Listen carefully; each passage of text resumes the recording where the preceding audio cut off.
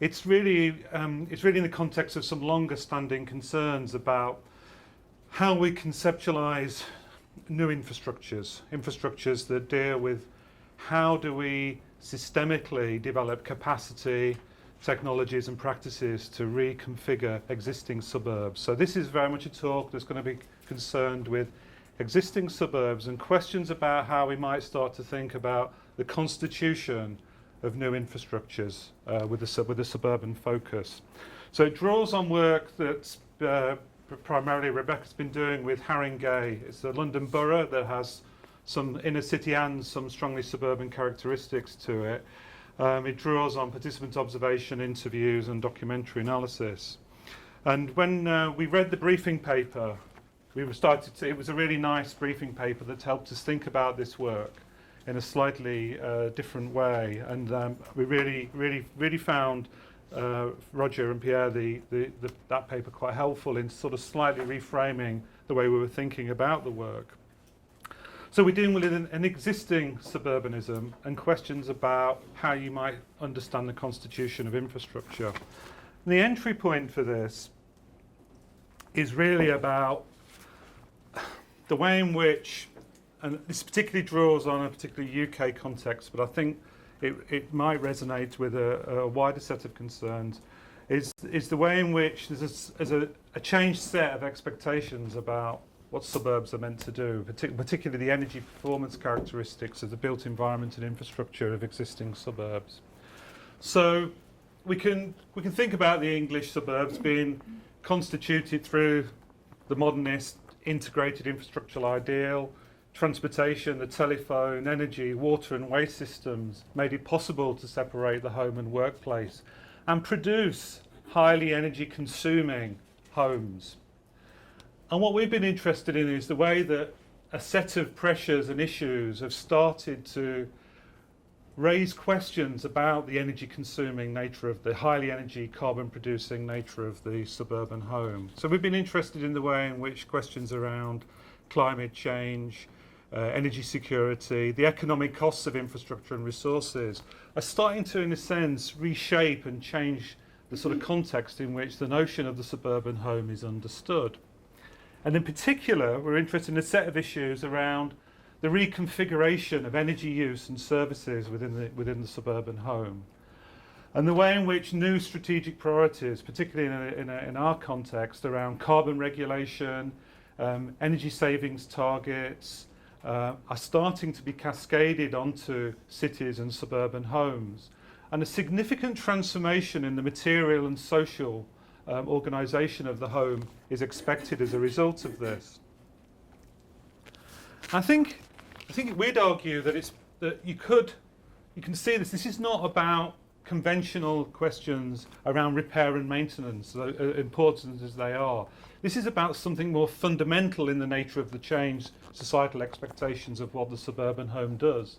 There's a slippage we would describe between the original logic of suburban housing and these new energy priorities. So the highly energy consuming landscapes and built environments that have been constructed, they still exist. The suburban home isn't degraded, it's not broken, it still functions.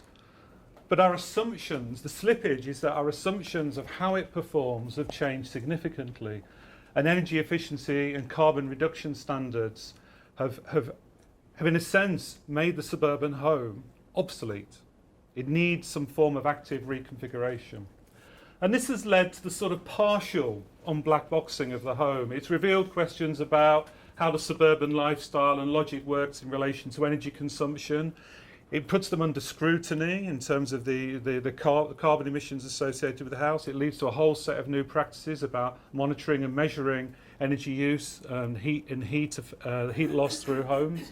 And it sees energy efficiency and the household unit as a critical entry point for fixing a set of ecological and economic questions. And as part of that, it requires the constitution of a new infrastructural capacity to mobilise the resources and technologies to reconfigure the suburban home. This we describe as retrofit, and I think that language translates into a North American context. It doesn't translate into all European languages. But I think it's important to understand retrofit as really being about two sets of processes. There's a material and technological dimension to retrofit. It's concerned with the physical fabric, energy systems, the sort of what of retrofit. But we're particularly interested in the sort of questions about how. How do you organise retrofit? How do you mobilise the skills, expertise, knowledge, resources, the organisational capacity to significantly reconfigure material, the built material of existing homes in the infrastructural services that supports. So we're interested in these sort of dual questions. We're partly interested in the technological problematic and the material problematic, but also how do you constitute governance capacity to reshape the suburb? And critically, what's happening in this is the way in which the home itself is being reconstituted as a target for dealing with a set of quite problematic global and ecological questions around climate change, energy security and efficiency. Partly to try to understand that, what we do in the paper, and we're just really trying to give a flavour of what we do in the paper in this presentation, is we try to understand how, in a sense, there's an attempt to create an infrastructure around energy retrofit. So if you understand that there's a sort of repair and maintenance logic that currently maintains the physical fabric of homes through DIY and builders who can come and do repairs and maintenance to your home, we're talking about something that's much more substantial than that. It requires a much more fundamental change in the energy performance of the domestic home. And we've been interested in the way in which, in a sense, national government, the national state has been trying to constitute a response on the left-hand side that positions suburbs and municipalities in very particular ways. So what the national policy response, it primarily has four sorts of features to it that are meant to constitute a framework. So this is an interview quote from Department of Environment, Energy and Climate Change. The framework is there. We've done all of that. They just have to figure out how to deliver it. And the framework is partly revolves around particular sorts of funding mechanisms that often work quite sporadically. What was the flagship was something called Green Deal, which was a pay-as-you-save mechanism for funding retrofit. And the analysis there was that it was a shortage of finance and that a mechanism needed to be put in place with the costs recovered off the energy savings. A lot of work's been done on creating a supply chain in terms of how to provide some elements of what might be described as an infrastructure system. But there's been very particular targets, technological targets and foci for the national policy, very much around solid wall insulation and boilers, rather than a much broader range of energy retrofit technologies and practices. And this positions suburbs in very particular ways. So municipalities are meant to select from this framework, which is meant, in a sense, to have some of the characteristics of a system or infrastructure. And they're positioned to kickstart the market. So in a sense, they're meant to assemble corporate, private and household interests around a retrofit offer. They're meant to coordinate the supply chain of technologies and services that are required, blend together different forms of finance from these moving and sporadic funding mechanisms, and build the sorts of partnerships around what might be constituted a system. And the second part of this talk, Becky will look at how this framework has been reinterpreted and received in one particular suburban context.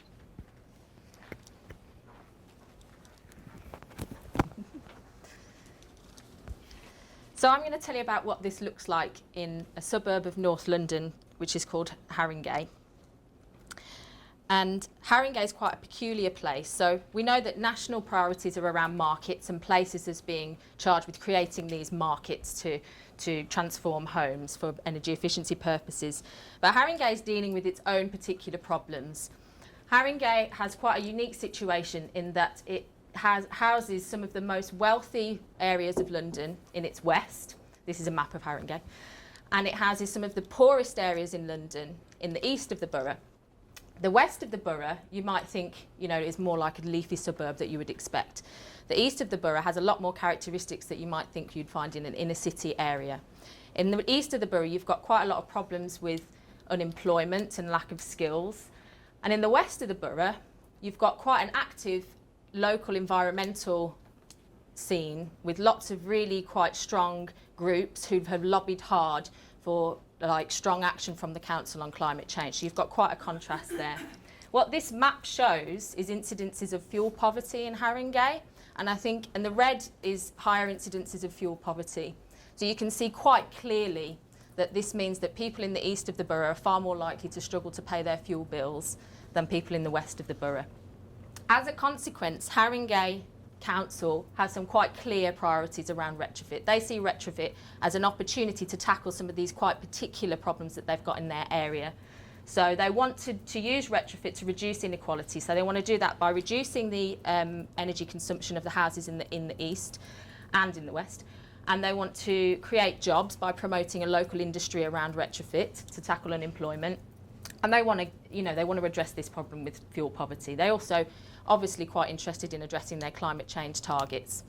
So we've had quite a few responses that have cropped up in Haringey. I can't really talk about all of them because we haven't got time. But one of them is a carbon commission has been created, which is a partnership of kind of local community groups and like the New Economics Foundation and green businesses and things like that, which provides strategic leadership. And really their priorities are around using the green economy, including retrofit, to really keep revenue in the borough and to really promote growth within Haringey. So it's quite a sort of standard sustainable development kind of mantra that they've got.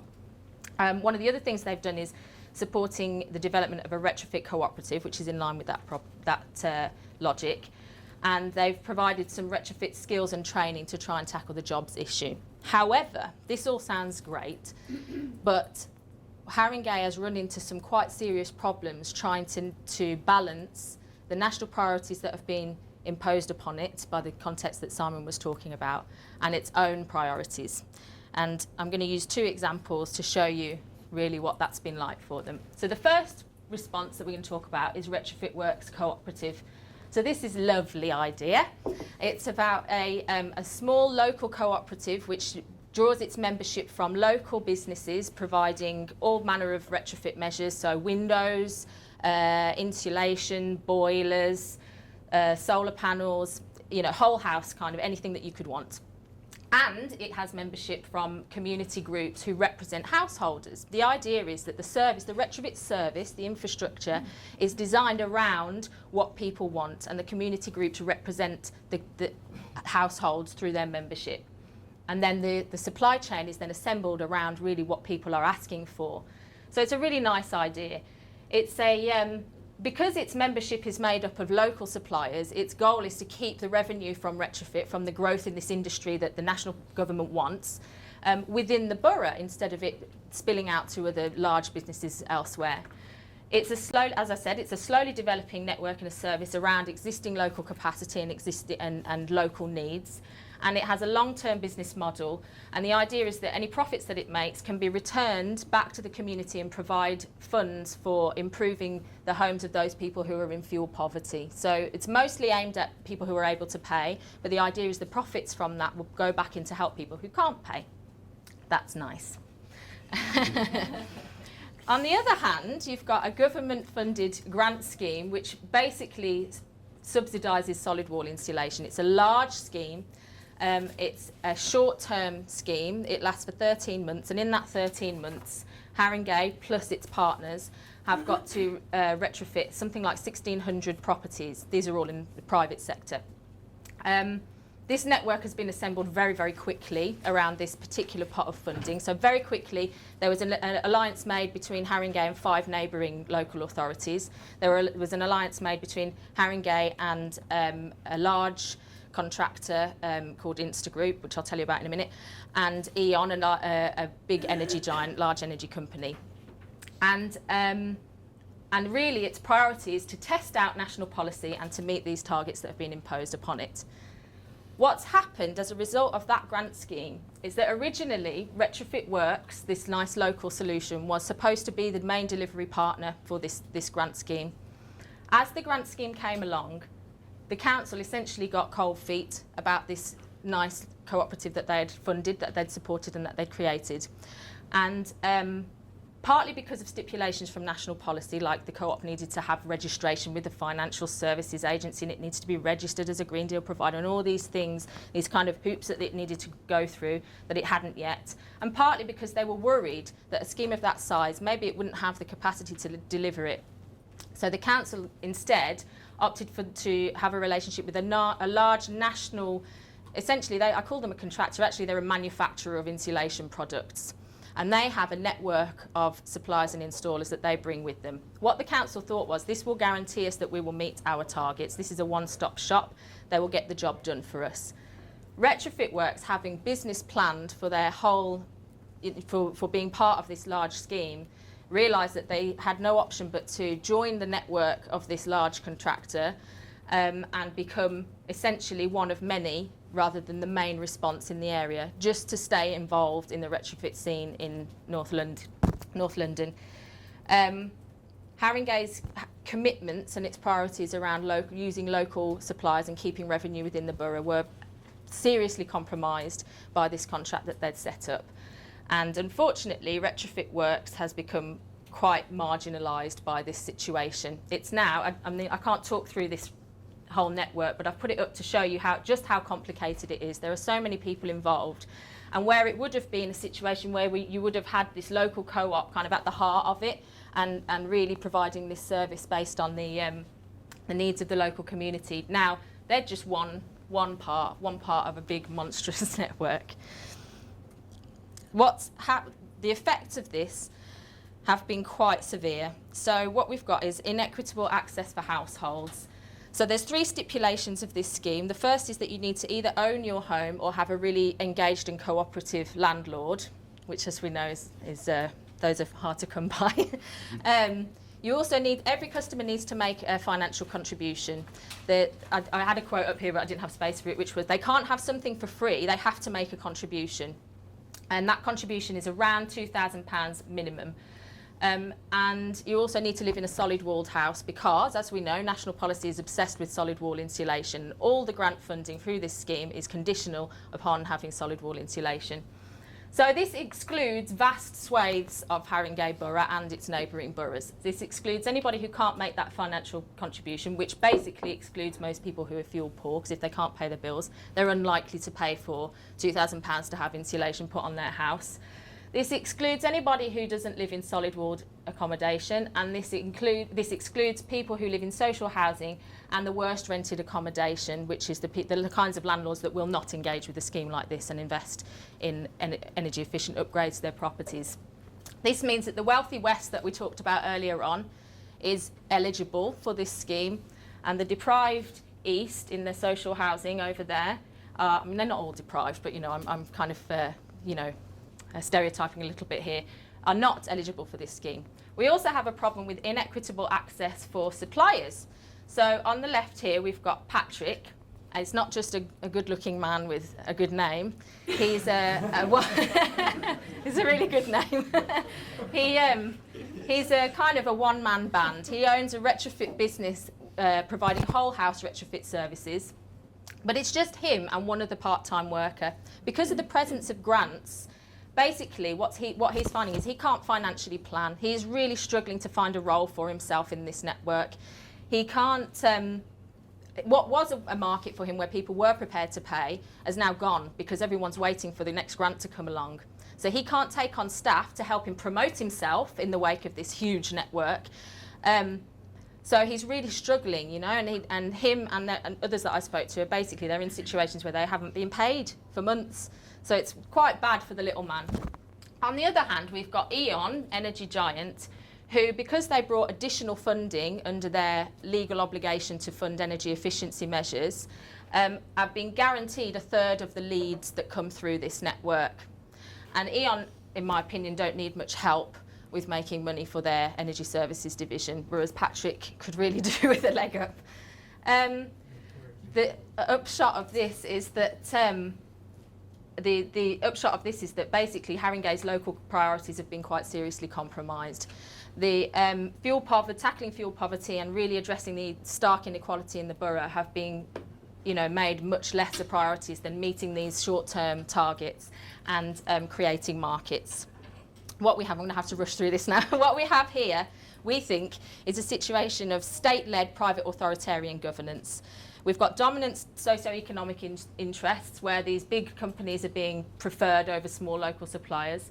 We've got temporary alliances being made around spaces which just become vessels for the latest funding pot.